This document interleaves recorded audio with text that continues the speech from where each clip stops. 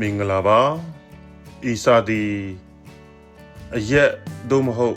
မူရစ်ဆေးဝါးသုံးစွဲမှုအတွက်စိုးရိမ်နေသူများအတွက်ဖြစ်တယ်တင်ကိုယ်တိုင်အတွက်ဖြစ်စေတင်မိသားစုအတွက်ဖြစ်စေ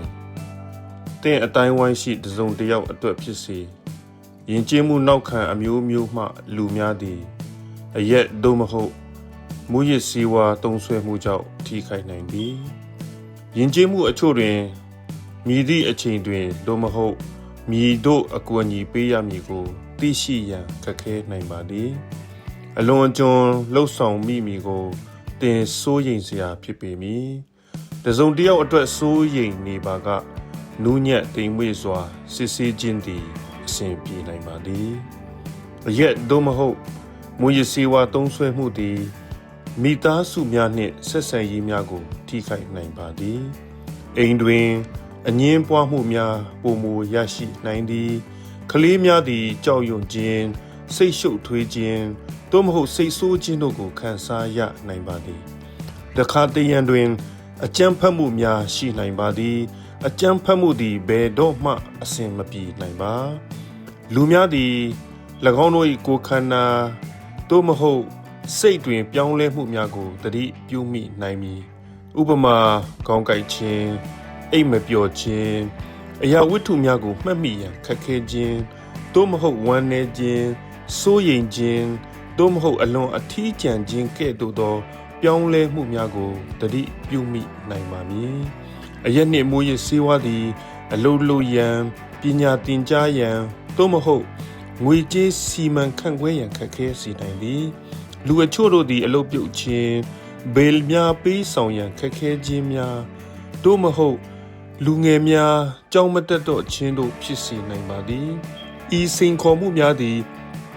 ရေရှည်ကျန်းမာရေးဆုံးဖြတ်ချက်ချခြင်းနှင့်အနာဂတ်ရည်မှန်းချက်တို့ကိုလည်းထိခိုက်စေနိုင်သည်အရက်တောက်ပြီးမောင်းနှင်ခြင်းမူရစ်ဆေးဝါးတောက်သုံးပြီးမောင်းနှင်ခြင်းသို့မဟုတ်ဖမ်းဆီးခြင်းကဲ့သို့သောဥပဒေဆိုင်ရာပြဿနာများလည်းရရှိနိုင်ပါသည်တစုံတစ်ယောက်ကိုခဏတာတက်တာစီရာရစီနိုင်ပေမဲ့တက်ရောက်မှုကတော့တစ်သက်လုံးတည်တတ်နိုင်ပါသည်ဤလက္ခဏာတွေထဲကတစ်ခုခုကိုတင်သတိထားမိရင်တင်နှင့်တင့်မိသားစုအတွက်ပံ့ပိုးမှုရရှိနိုင်တယ်ဆိုတာမမေ့ပါနဲ့ဒါကိုတင်တယောက်တည်းစီမံခန့်ခွဲเสียမလိုပါအရက်နှင့်မူရစ်ဆေးဝါးတရင်အချက်လက်ဝန်ဆောင်မှု AIDS ကို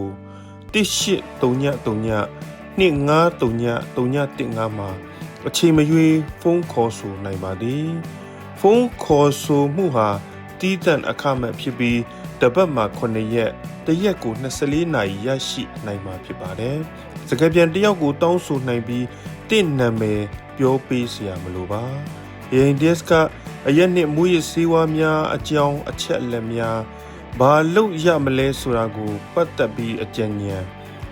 ဒေတာခံဝန်ဆောင်မှုများကိုလမ်းညွှန်လွှဲပြောင်းခြင်းတခြားသူတယောက်အတွက်စိုးရိမ်နေရင်ကူညီပေးခြင်း